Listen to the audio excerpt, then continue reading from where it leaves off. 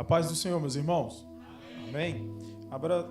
Nós estamos na lição número 1. Levítico. Abra sua Bíblia em Levítico, capítulo 27, do versículo 28 ao 34. Amém? Levítico, capítulo 27, do versículo 28 até o 34.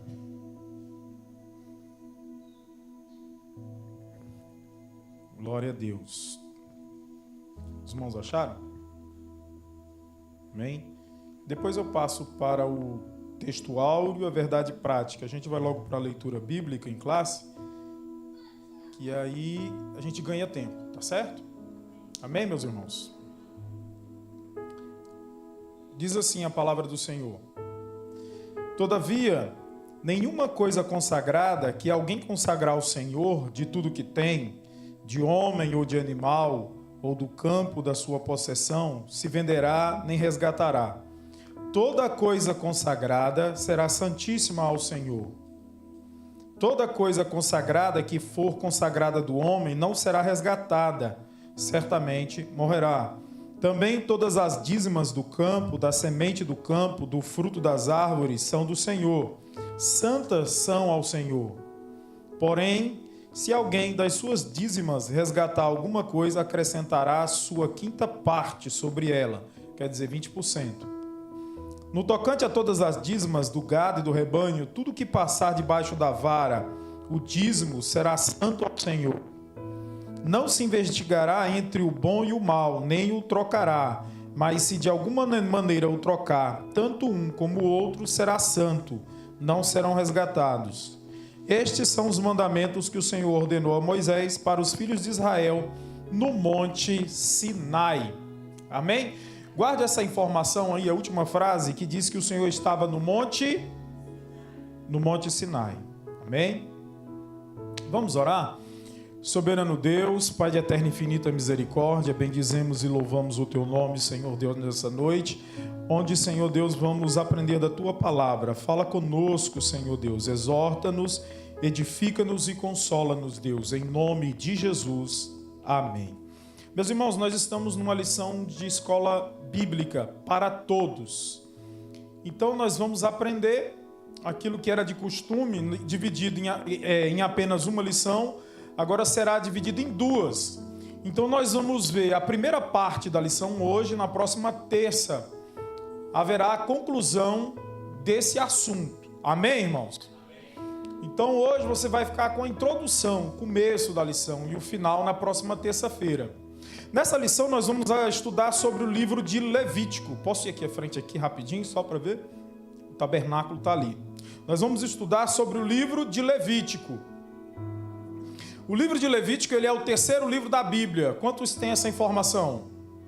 Glória a Deus. Qual é o primeiro? Gênesis. O segundo? E o terceiro? E o quarto? Números. E o quinto? Deuteronômio. Você sabia que cada um dos cinco... Vamos lá, são quantos livros? 5 primeiros? 5. 5 livros.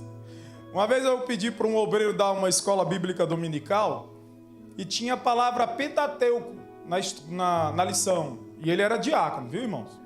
Já tinha um histórico, crescendo na igreja. E aí no meio da lição, o pastor, ele falou Pentateuco. Aí ele diz, eu não sei o que é Pentateuco, mas o pastor vai explicar. Irmão, sem mentira nenhuma, deu vontade de eu chamar o Eduardo, que é o mais novo, e dizer assim, peraí, irmão, que eu vou pedir pro meu menino mais novo, mas eu não quis fazer isso. Eu pensei, né? Porque, irmãos, Pentateuco são os 5 primeiros livros da Bíblia. E para o judeu é chamado de Torá, onde está a lei. Então, Pentateuco são os 5 primeiros livros da Bíblia e ele conta uma história para nós. Por quê? Gênesis, ele tem o nome de Gênesis, mas no original hebraico o nome dele é Bereshit, porque é a primeira palavra de Gênesis, que quer dizer o princípio. O Êxodo, o segundo livro, chama-se Shemot, que quer dizer esses são os nomes. Esses nomes que nós conhecemos, eles são dados para a tradução dele do hebraico para o grego. E aí do grego para o latim, eles receberam esses nomes que foram aportuguesados para nós. O terceiro é Vaikrar, que é Levítico, que ele diz assim, ele convocou. É a primeira frase do livro. E o Senhor convocou. E o livro de Números, ele chama-se Bemidbar, que quer dizer no deserto. E o terceiro e último livro é Elen Devarim, que quer dizer estas são as palavras. Agora olha a história que o Pentateuco conta para a igreja. Gênesis é o princípio.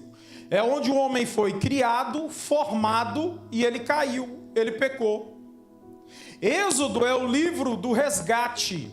Lembra-se que Deus criou o homem, escolheu um homem chamado Abraão, levantou esse homem, o seu filho Jacó, foi para dentro do Egito, e é por isso que começa com estes são os nomes. Ele entrou com aproximadamente 70 almas e saiu com mais de 12 milhões de pessoas de dentro do Egito, porque Deus o resgatou com mão forte. Então o livro de Gênesis é o livro da criação e da queda. O livro de Êxodo para nós é o livro da redenção, é o resgate. Deus resgatou a igreja com mão forte do sistema mundano. E o livro de Levítico, o povo que Deus criou dentro do Egito e que tirou de dentro do Egito, você sabe quantos anos o povo passou de dentro do Egito? 430 anos, para ser exato. 430 anos. Porque Moisés se precipitou, viu, irmãos? Aí ele deu uma atrasadinha no projeto, mas era a palavra lá em Gênesis capítulo 15, era só 400. Aí tem gente que diz que não atrasa o plano de Deus na vida dele, mas nós atrasamos, muitas das vezes.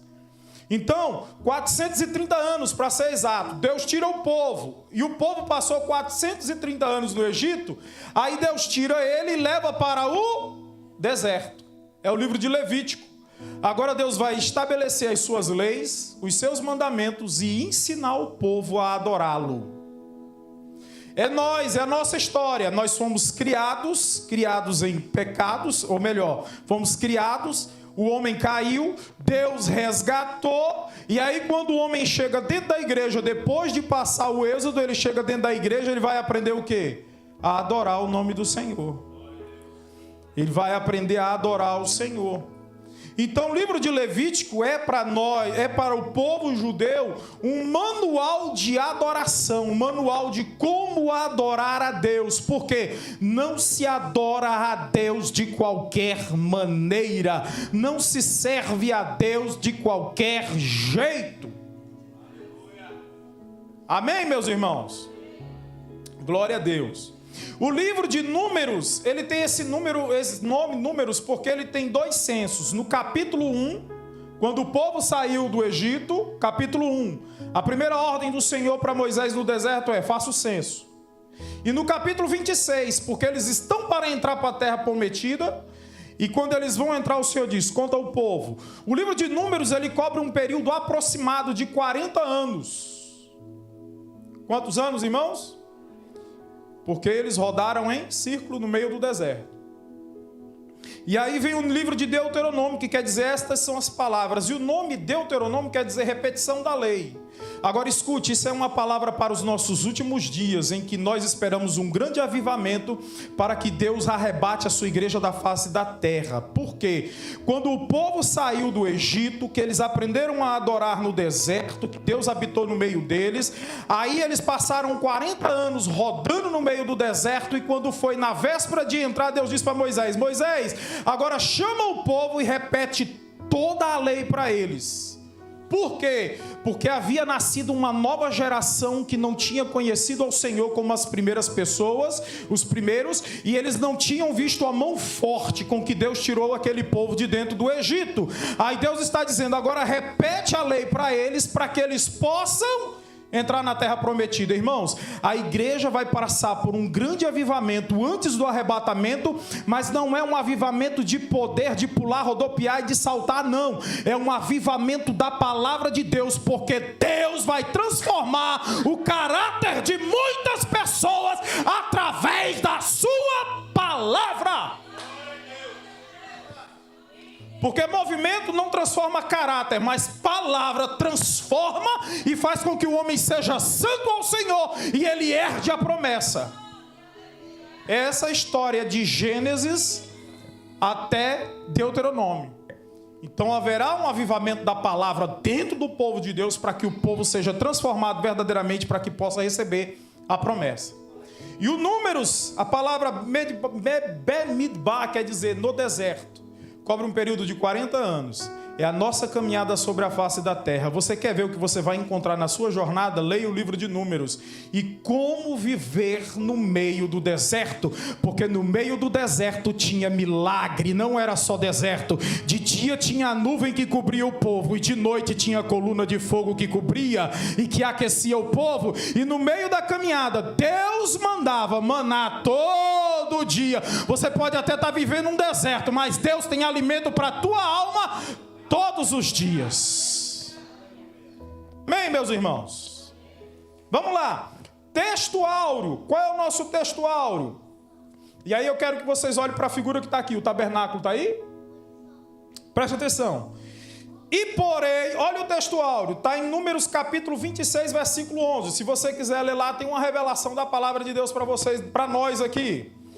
E porém, o meu tabernáculo e a minha alma de vós não se enfadará.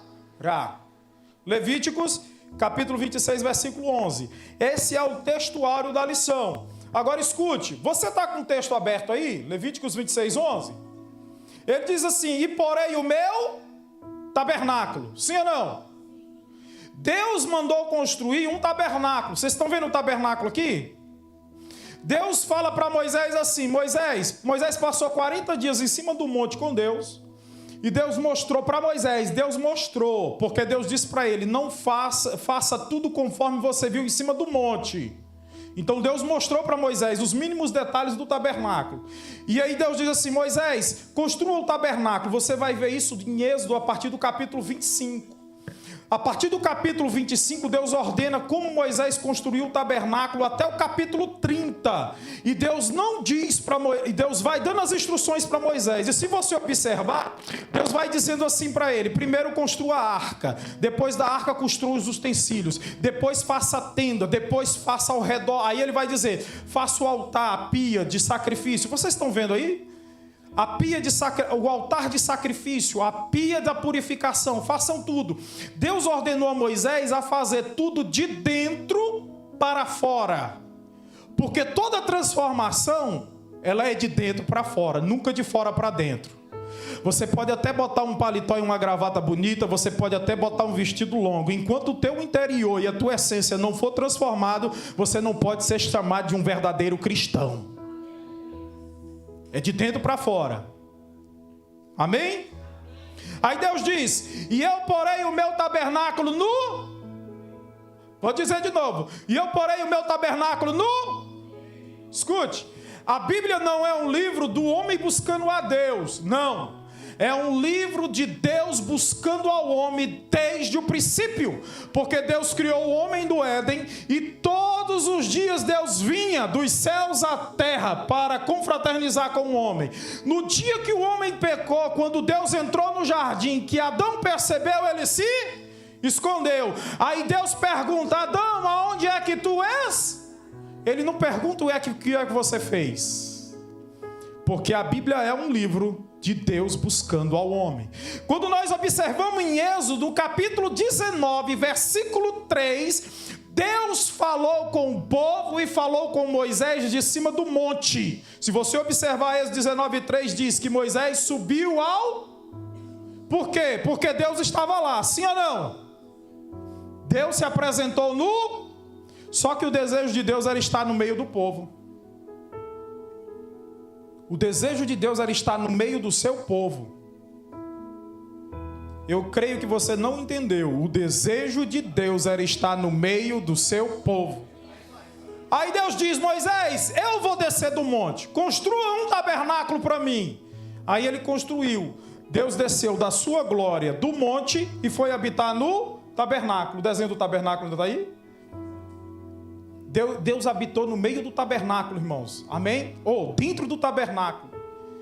Diz que a glória do Senhor permanecia em cima da arca, no propiciatório. E o povo via, a nuvem do Senhor, o povo via a glória de Deus em cima do tabernáculo. Era um sinal de que Deus estava no meio do seu povo. Agora abra para mim em João capítulo 1, versículo 14. João capítulo 1, versículo 14.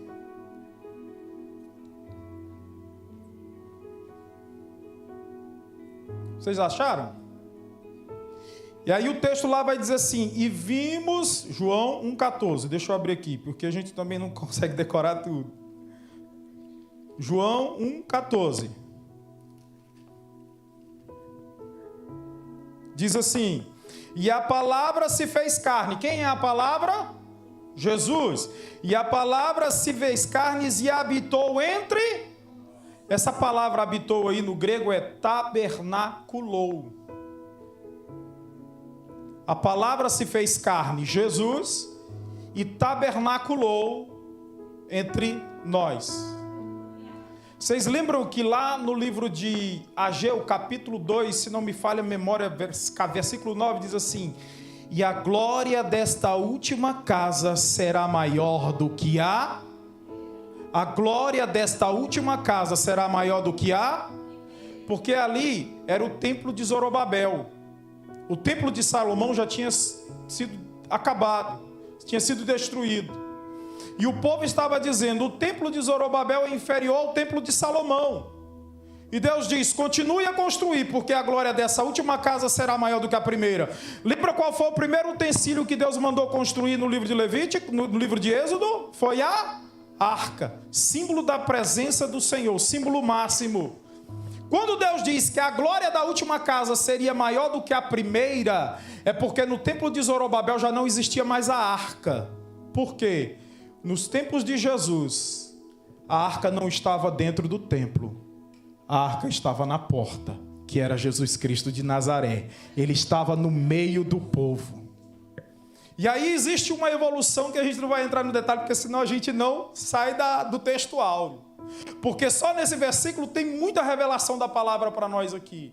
Mas o desejo é que Deus habitaria no meio do seu povo. E aí ele diz assim, e a minha alma de vós não se enfadará. Deus não cansa de você, irmãos. Mesmo com os seus desfeitos, com as suas falhas, Deus não cansa da igreja dele. Ele tem o prazer, e o seu maior prazer é estar no meio do seu povo. Ele está aqui nessa noite. Então adore e bendiga o nome daquele que vive e reina para todo sempre. Esse é o texto áureo. Qual é a verdade prática? E a verdade prática é uma verdade que deve ser praticada. A verdade prática diz assim, a verdadeira adoração, se o texto está dizendo que a verdadeira é porque existe a falsa. Aí ele diz, a verdadeira adoração a Deus compreende, está aí para vocês lerem? Compreende necessariamente o nosso serviço voluntário. Qual é a característica? Ele é santo, primeira característica. Segunda característica, ele é amoroso. Então, nosso serviço voluntário, a nossa voluntariedade na obra do Senhor, ela tem que ser santo e tem que ser amoroso. Então, eu tenho que servir a Deus de forma santa e com muito amor. Você lembra, eu estava estudando a igreja de Éfeso, e me lendo algumas coisas, me veio uma possibilidade. Sabe qual foi a acusação de Jesus contra a igreja de Éfeso? Quem lembra? Tenho contra ti que deixaste o teu primeiro... A gente foca muito em sentimento. E eu comecei, lendo algumas coisas, a perceber e a tentar entender. Pode ser uma linha de raciocínio e de interpretação. Que esse primeiro amor não seja um sentimento, mas uma pessoa. Eu acredito que Éfeso, na sua caminhada, deixou Jesus e começou a andar sem o verdadeiro amor dentro da igreja. Deixaste o teu primeiro amor. Mas por que primeiro? Porque ele é o primeiro e único, irmãos, o amor da nossa vida. É Jesus. Amém? Então, no reino, a gente tem que ter serviço voluntário. E esse serviço tem que ser santo e feito com amor. Muito amor. Não perca a essência do amor, irmãos. Não perca a essência do amor. Paulo, escrevendo aos Coríntios, vai dizer, não adianta você ter os 9 dons, dar o seu corpo para ser queimado, distribuir tudo que você tem, se não tiver o amor. E aí mais uma interpretação para nós. Amor não é dom. Amor é uma ordenança de Jesus. João 13, ele vai dar uma ordenança para os discípulos. Aí ele diz: eu não quero que vocês se amem uns aos outros como amam a si mesmo. Eu quero que vocês se amem como eu vos amei. Amém, irmãos? Então esse irmão que está do seu lado aí, você tem que amar ele como Jesus amou. Um amor sacrificial. Aí não é um sentimento, é um mandamento. É você que decide. E você tem que amar. É a marca de um cristão, o amor verdadeiro. Amém? Então, quando a gente fala de serviço, quando a gente fala de culto, a gente fala de serviço. Por quê? Em Levíticos, o culto está ligado ao serviço. No Antigo Testamento, a palavra culto está ligada a serviço. E no Novo Testamento também está ligado a serviço. Então, quando a gente oferece a Deus um culto verdadeiro, um culto racional, Deus está falando: me sirva, me sirva, me sirva. Eu participei de um seminário na igreja que eu congregava alguns anos atrás, e o pastor foi falar sobre ministério. Ora, se ser membro da igreja eu já tenho que servir, imagina sendo ministro, sendo obreiro, porque a palavra ministro e ministério quer dizer trabalho, serviço. Então Deus nos chamou para servi-lo. Cultuar a Deus é servi-lo. Amém, meus irmãos? Qual é o objetivo geral da lição? É mostrar que a verdadeira adoração a Deus compreende o nosso serviço voluntário, santo e amoroso ao seu reino. Então Deus não te chamou para ficar de braço cruzado dentro da igreja. Deus te chamou para servir. Deus te deu um dom, Deus te deu um talento. Em Mateus capítulo 25, nós vimos a parábola das 10 virgens. E ali é uma igreja que está pronta, esperando o arrebatamento do Senhor. A noiva está pronta, a noiva está preparada. E a partir do versículo 14, se eu não me falha a memória, nós vamos ver a parábola dos talentos, que não são 10 talentos, são 8, porque a um ele deu 5, ao outro ele deu 2, ao outro ele deu 1. O que tinha 5 trabalhou, serviu, e ele ganhou mais. Vamos lá, irmão, não precisa ter medo não. Ele ganhou mais 5. Então ele ficou com... Olha o que é trabalhar para o Senhor. Ele ficou com 10. O que tinha 2, trabalhou e ganhou mais quantos? Mais. E ele ficou com... E o que tinha 1, fez o quê? Ele enterrou. Com medo de trabalhar. O medo te paralisa. Mas confia em Deus. E é interessante que o texto vai dizer assim: ele deu a cada um conforme a sua capacidade. Se Deus te deu um dom, se Deus te deu um talento para você trabalhar na obra do Senhor, é porque Ele sabe que você tem capacidade para fazer. Agora, olha o que é capacidade. As capacidades, elas podem ser melhoradas e trabalhadas. Porque o que tinha 5, ganhou mais 5, ficou com 10. O que tinha 1, enterrou o que tinha, não trabalhou, desqualificado ele foi. Aí a Bíblia vai dizer que o Senhor pegou o que tinha 10, porque se ele tinha capacidade de trabalhar com 5, se habilitou a trabalhar com 11, porque Deus falou e disse assim: entrega para o que tem 10, porque eu sei que ele tem capacidade para trabalhar com 11. Isso fala-nos do quê? O teu talento e o que Deus colocou nas tuas mãos pode ser trabalhado, melhorado e multiplicado nas tuas mãos. Agora, se você ficar de braço cruzado dentro da igreja e enterrar o talento, aí lembra do hino, acho que é o 16, né? Posso, tendo as mãos vazias, com Jesus me encontrar. Quantas almas poderia ao Senhor apresentar? Como estão as tuas mãos? Aí você sabe o que aconteceu com aquele que tinha 1 e enterrou? A Bíblia diz que ele foi lançado nas trevas exteriores, onde havia choro e ranger de dentes. Não preciso nem traduzir, né, irmão? É autoexplicativo o texto. Cuidado, irmãos. Lembra do pecado de Tiago, capítulo 4, versículo 17? Aquele, pois, que sabe o bem que deve fazer e não faz, ele está pecando? É o pecado da negligência, da omissão. Então, Deus nos chamou para servir, para trabalhar. Não é para você fazer nada além da sua capacidade, mas aquilo que você é capaz de fazer é para você fazer. Pastor, eu não tenho cargo nenhum dentro da igreja, eu só sei orar. Então ore. Que você vai estar fazendo grande benefício para a obra do Senhor. Amém?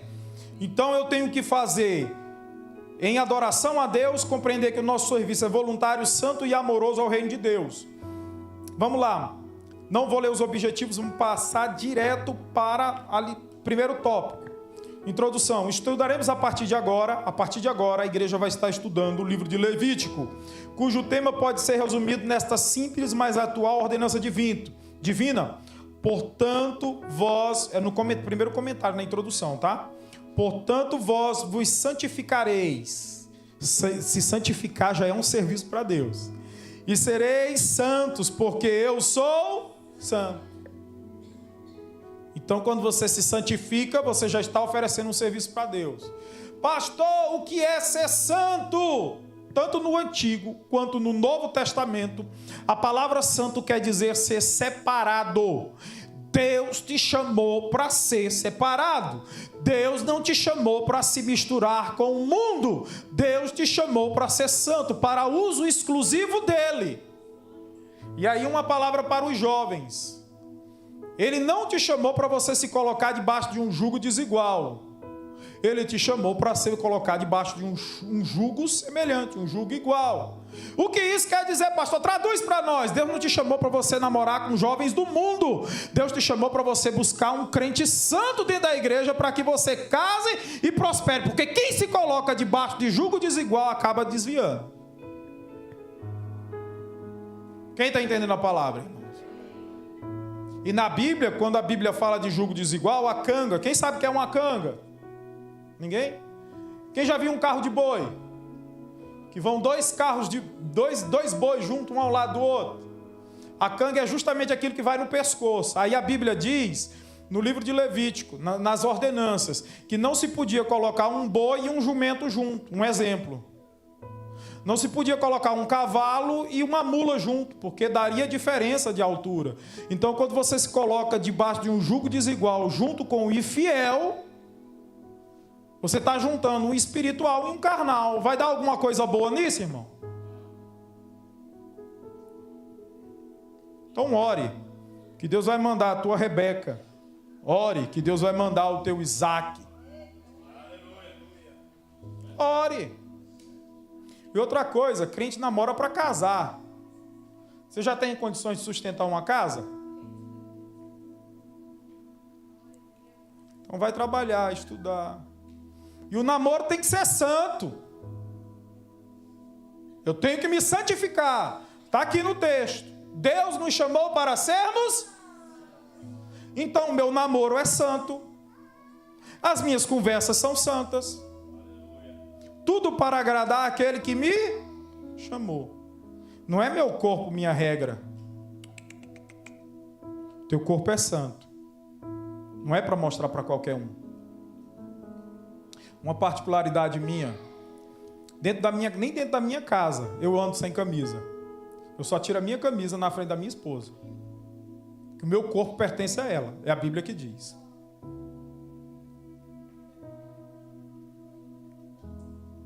Amém, meus irmãos? Portanto, vós vos santificareis e seis santos, porque eu sou santo. À primeira vista, esse livro da Bíblia Sagrada parece enfadonho e até desnecessário. Todavia, ele é imprescindível para compreendermos a essência do culto divino no Antigo Testamento. Nas lições por virem, constataremos que ainda temos muito a aprender com a congregação israelita no deserto do Sinai. Estudaremos, pois, com diligência e cuidado. Oremos e empenhamo-nos por aplicar cada lição ao nosso viver. Finalmente, não nos esqueçamos de que o Senhor continua a exigir de seus filhos uma vida santa, pura e consagrada ao seu Rei. Vamos lá. Ponto central: a verdadeira adoração a Deus é evidenciada mediante o serviço voluntário, santo e amoroso. Está repetindo bastante isso aqui para a gente entender. que a vida de culto a Deus é uma vida de culto, irmãos. O culto não é só na igreja. O culto é quando eu amanheço em casa, que eu acordo, dobro o meu joelho, agradeço a Deus pela noite, eu estou cultuando ao Senhor. Deixa eu fazer uma pergunta e eu quero que você seja bem sincero com você. Eu ia pedir para levantar a mão, mas não vou fazer isso. Todo mundo aqui sabe que é fazer um devocional em casa? Todo mundo sabe que é fazer um devocional? Amém? Então nós temos que ter uma vida de devoção ao Senhor. Tirar um tempo de devoção a Ele. Amém? Sobre o livro de Levítico. Para compreendermos o livro de Levítico, temos de considerar inicialmente 4 coisas muito importantes. Sua canonicidade, seu gênero literário, autoria e data. O que é canonicidade, pastor? Existe uma régua de medir dentro da Bíblia. A palavra não pode contradizer a palavra. Então, de todos os escritos que tinham, aquilo que contradizia foi arrancado, foi tirado. Por exemplo, tem gente que não sabe, mas o culto aos mortos da igreja romana foi tirado do livro de Macabeus, quando Macabeu se levantou e pediu fazer um culto em adoração àqueles, intercessão àqueles que tinham morrido na batalha dos Macabeus. Pastor, quem era Macabeus? Quem sabe o que é o período interbíblico? Pastor sabe. É o período que constitui de Malaquias até o tempo que João Batista se levantou no deserto da Judéia pregando. São 400 anos de silêncio do Senhor. E aí, nesse período, se levantou os Macabeus. É um período histórico. E os Macabeus, eles se levantaram contra uma revolução lá, o negócio todo. E aí, nesse período de 400 anos, existe história que foi escrito. E a igreja romana pegou esses textos e colocou como canônico. Mas como há contradição, se você pegar esses textos e colocar ele dentro da Bíblia e dizer que eles são inspirados por Deus, haverá contradição bíblica, então eles foram tirados na Reforma Protestante. Então Levíticos entra, por quê? Porque ele não contradiz com todo o restante dos escritos. Aí ele é canônico, há uma régua de medir. Não é qualquer livro que foi colocado dentro dessa canonicidade. Dentro desse parâmetro. E aí os outros que estão na Bíblia da Igreja Romana, como é o nome do reformador? Lutero arrancou, tirou e disse, não, esse aqui há contradição. Então, onde havia contradição de escritos, foi tirado. E por coincidência, só saiu os livros que foram escritos nesse período de 400 anos, do silêncio de Deus para com a nação de Israel e de Israel. Ele fala em Malaquias e só vai falar com João Batista, já anunciando que Jesus viria. Então, Levítico está dentro dessa canonicidade. E o que isso significa para nós? Que ele pode ser aceito como um escrito inspirado pelo Espírito Santo de Deus. A Bíblia tem 66 livros, de Gênesis a Apocalipse. Ele foi escrito num período aproximado de 1.500 anos. Dentro desses 1.500 anos, 40 autores aproximados. O primeiro autor, Moisés. O segundo autor aí vai correndo a história. Dentro desses autores, dos 40, tem homens que eram reis, como Salomão, e tem homens como Amós, que era apanhador de sicômoro e amansador de burro brabo, de boi brabo. Então, dentro de todas as classes sociais e econômicas, em nenhum livro de Gênesis a Apocalipse se contradiz. Nenhum. Então, o livro de Levítico ele pode ser aceito como um livro canônico, de aceitação, de inspiração divina. Amém, meus irmãos? Correndo aqui. Qual é o gênero literário dele? Está aí? Posso ler? Em virtude de seu gênero literário, o livro de Levítico pode ser considerado o manual do culto divino no Antigo Testamento. Certo? O capítulo 23 de Levítico, ele vai instituir as festas que Israel comemorava, começando com o sábado, com o Shabá, que eles chamam, né? Que era o dia de descanso. Por que Deus deu esse dia de descanso para eles? Para eles consagrarem ao Senhor e lembrarem-se do Senhor. É um dia que eles tiravam para Deus. Ali eles não trabalhavam, não faziam qualquer tipo de trabalho. Por quê, irmãos? Porque no Egito eles eram escravos e eles não tinham dia de folga. e eles não podiam adorar. Aí Deus diz para eles: durante 6 dias vocês vão trabalhar, mas no 7º dia vocês vão descansar. Um dia desse o pastor pregou aqui sobre descanso. Descanso é bíblico, irmãos. E é uma coisa tão séria que, se você observar em 1 Crônicas, capítulo 36, ou é 2 Crônicas, eu não lembro. Porque Deus mandou que desse descanso à terra. Por que o povo de Israel passou 70 anos no cativeiro? Que é uma ordem. Vocês vão plantar 6 anos e no 7º ano vocês não vão mexer na terra. Está no texto. Aí, você sabe o que eles faziam? O judeu fazia? Eles plantavam 6 anos e no 7º ano eles arrendavam a terra. Eu não planto, mas outro planta. Quando Deus levou para o cativeiro, sabe quanto tempo eles fizeram isso? 490 anos. Aí faz o cálculo, divide 490 por 7. Dá 70 anos. Aí o texto em 1 Crônicas, capítulo 36, eu acho que é. O texto vai dizer: e a terra descansou os seus sábados. Por quê? Eles foram para o cativeiro, Deus deixou eles 70 anos, porque Deus tinha mandado eles dar descanso para a terra. Não desobedeça a voz do Senhor, porque toda desobediência tem uma consequência. É sério isso, irmão. É muito sério. Então, no capítulo 23 de Levítico, a ordenança das festas, e eles tinham que celebrar do jeito que estava ordenado. Aí ele diz assim: ele pode ser visto também como um estatuto de purificação nacional, social e pessoal do povo hebreu. Você vai ver isso em Levítico 17, do 1 ao 7. De quem é a autoria? De Moisés. Moisés escreveu os 5 primeiros livros da Bíblia. Quais são os 5 primeiros livros da Bíblia, irmão? Qual é o nome deles? Que vem de 5. Que é Gênesis, Êxodo, Levítico, Números e Deuteronômio. Se você não esquecer isso aqui para mim, a aula já valeu. Amém, irmãos? Que é para quando alguém lê assim, Pentateuco, eu digo: ó, já sei que é Pentateuco. Pentateuco é a Torá, que é o livro da lei dos judeus. Amém? Então a autoria é Moisés, ele é o autor humano. Mas aí Pedro vai dizer que toda a escritura ela é divinamente inspirada pelo Espírito Santo de Deus. O autor espiritual é o Espírito Santo. É por isso que não há contradição entre Gênesis e Apocalipse. A inspiração é a mesma. O autor humano é Moisés. E dos demais livros que compõem o Pentateuco, os 5 primeiros livros da Bíblia. Por toda a obra observamos a interação entre os autores divino e humano, Deus e Moisés. Qual é a data? Quando ele foi escrito? De acordo com a cronologia bíblica, a saída de Israel do Egito ocorreu anos aproximados, viu, irmãos? 1445 antes de Cristo. Um ano mais tarde, Moisés levantou o tabernáculo no deserto. Êxodo, abra sua Bíblia em Êxodo 40, 17. Aí diz assim: foi exatamente neste ponto que o profeta e legislador, inspirado pelo Espírito Santo, passou a registrar as normas do culto hebreu. Amém? Êxodo 40, 17.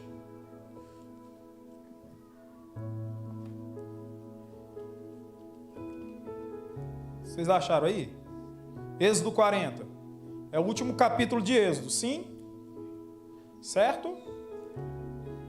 E aí, termina o capítulo de Êxodo 40, 17. O que está escrito? Diz assim: assim o tabernáculo foi levantado no 1º dia do mês do ano 2 da saída do Egito. Aí tem a data exata de quando eles levantaram o tabernáculo. 2 anos após a saída do Egito. 2 anos depois. Se você observar no final do capítulo, lá no final, do versículo 34 até o versículo 38, fala que a glória de Deus desceu no tabernáculo. Vocês lembram do tabernáculo? E Levítico começa justamente aí, onde acabou. Com a glória de Deus sobre o tabernáculo. Agora Deus instruindo Moisés para passar para o povo como aproximar-se de Deus. Lembra dos momentos ofertórios aqui? É aqui que você vai achar base bíblica para descobrir e entender nesse livro que nós nos aproximamos de Deus através das nossas ofertas, dos nossos sacrifícios. Aí você vai dizer, pastor, mas isso é no Antigo Testamento. Mas e o nosso textuário desse ano? Rogo-vos, pois, irmãos, pela compaixão de Deus, que apresenteis os vossos corpos como sacrifício vivo, santo e agradável a Deus, que é o nosso culto, nosso serviço de forma racional. Quer apresentar um serviço racional para o Senhor? Apresente o seu corpo como um sacrifício vivo, santo e agradável a Deus. Culto não se apresenta de qualquer maneira e nem de qualquer forma. Você pode até apresentar, mas Deus não vai aceitar. Amém? Se você observar no primeiro capítulo de Malaquias, era justamente essa acusação de Deus contra os sacerdotes. Deus disse, traga-me cordeiro perfeito. Eles iam, levavam o cego, levavam o manco, levavam o aleijado. Deus não aceita oferta aleijada, irmão, tem que ser perfeita. Amém? Aí ele diz assim, a autoria, a data. Vamos para o segundo tópico, o livro de Levítico. O livro de Levítico. Quais são os personagens centrais? Moisés, Arão, Nadab. Nadab e Abiú morreram, se não me falha a memória, no capítulo 10, porque apresentaram fogo estranho. Escute. Quem acende fogo é sacerdote ou o Senhor. Lembra de Gideão? Gideão, quando ele ofereceu aquela oferta para o anjo, ele queria fazer uma prova. Aí ele diz, eu vou trazer uma oferta, que eu quero saber quem está falando comigo. Quando ele trouxe a oferta, ele ia colocar a oferta onde? No chão. Qual foi a primeira ordem dele? Eu não recebo oferta no chão. Quem come no chão é demônio. Coloca na pedra, um altar.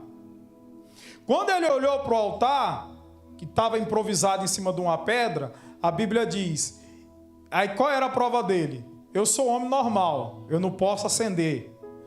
Ou ele é anjo ou é sacerdote. Aí a Bíblia diz que desceu fogo e consumiu a oferta. Aí ele diz, agora eu sei que é Deus falando comigo. Rejeite fogo estranho, irmão. Rejeite fogo estranho, porque fogo de Deus, nós sabemos e comprovamos, quando é Deus que está no negócio, Ele responde com fogo. Faça a prova, como Gideão. Então, Moisés, Arão, Nadab, Abiú, Eleazar e Itamar. A autoria é Moisés, ele é o autor humano. A data, nós falamos da data e eu quero pular lá para a divisão do livro de Levítico. Primeira parte. Diz assim. Acompanhou, pastor? É só para a gente ganhar tempo. Primeira parte. Como nos aproximarmos do Altíssimo. Você vai ver isso do capítulo 1 até o capítulo 10. Aí é uma divisão. Através dos sacrifícios, do capítulo 1 até o capítulo 7. Essa é a estrutura do livro para quando você for ler o livro, você entender. Amém? E por meio do sacerdócio. Quem era o sacerdócio? Quem era o sacerdote? Nós vamos ver dois personagens que se destacam no Antigo Testamento, o sacerdote e o profeta. O que o sacerdote fazia? Levava as coisas dos homens até a Deus. E o profeta trazia as coisas de Deus até os homens. A gente gosta muito de sacerdote, mas profeta a gente costuma rejeitar. Principalmente os que falam a verdade. Você já percebeu? A gente gosta muito, irmãos, do ofício sacerdotal. Por quê? Pastor, ora por mim. Pastor, intercede por mim. Esse é o ofício sacerdotal. Agora, quando ele vem aqui com a palavra de profeta, aí a gente diz, essa não foi para mim. Os irmãos entenderam? Então, do capítulo 1 até o 10 é como nos aproximarmos de Deus. Do capítulo 1 ao 7, através dos sacrifícios, e do 8, o 9 e o 10, através do sacerdote. A segunda parte do livro diz assim, como alcançaremos santidade? Do capítulo 11 até o 27. Do capítulo 11 até o 16, fala da higiene. E aí Deus está falando a um povo que está caminhando no meio do deserto. E Deus está dizendo, vocês têm que ter higiene. Isso serve para nós hoje? Aplica, pastor. Sim, limpa as impurezas, limpa as imundícies, Cuidado com o que você vê, cuidado com o que você ouve, cuidado com o que você assiste, cuidado com quem você fala, porque a Bíblia vai dizer que as más conversações corrompem os bons costumes. Tudo isso pode trazer impureza para a tua vida. Então, como eu me santifico? Higienizando a minha vida espiritual. E a segunda parte, a da santificação. Aí você vai ver do capítulo 17 até o 27. E aí santificação é separação. Irmão, se te impede de buscar a Deus, se separa. Se te impede de ser santo para o Senhor, arranca. Uma analogia que eu vi com o pastor Luciano Subirá. Alguém chegou para ele e perguntou: você me vende a tua mão esquerda? Aí ele disse: não, eu te dou 100 milhões, para resumir a história toda. Eu te dou 100 milhões pela tua mão esquerda, que você nem escreve com ela e não serve para nada para você. Ele disse: eu não vendo a minha mão por esse valor. Aí ele disse assim: eu estou te dizendo isso só para exemplificar o preço da santidade. A santidade, ela é tão importante que Jesus vai dizer para você que se a tua mão te faz pecar, arranca.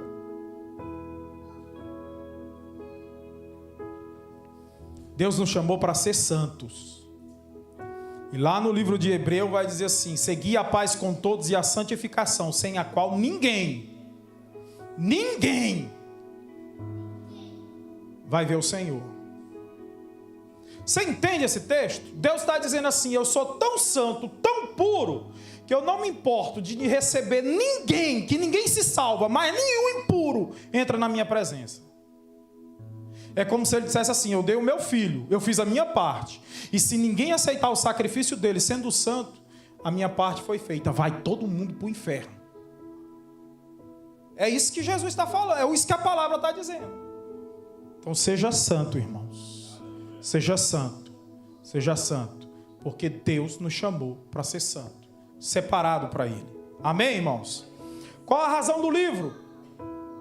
O livro de Levítico foi escrito tendo em vista esses objetivos: purificar Israel das abominações do Egito.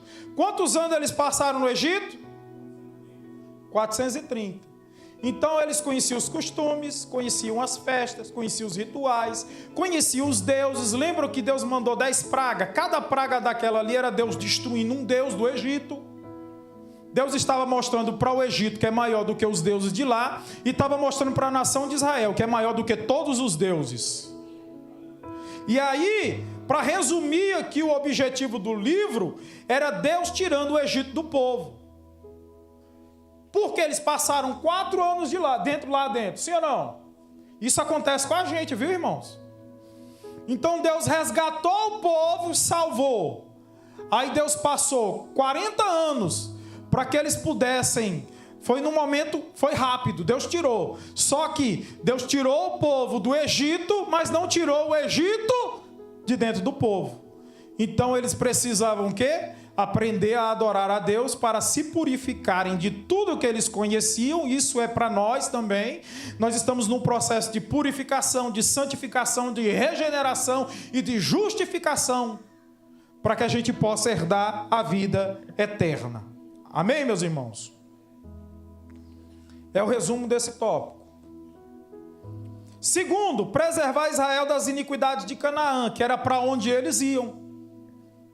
Aí ele diz assim: ao deixarem o Egito, um país notoriamente idólatra, os filhos de Israel peregrinaram durante 40 anos pelo deserto para receber por herança uma terra habitada por nações ainda mais idólatras e abomináveis, que era onde eles iam entrar. Então, para que eles não se corrompessem, existiam as diretrizes. Isso é para nós.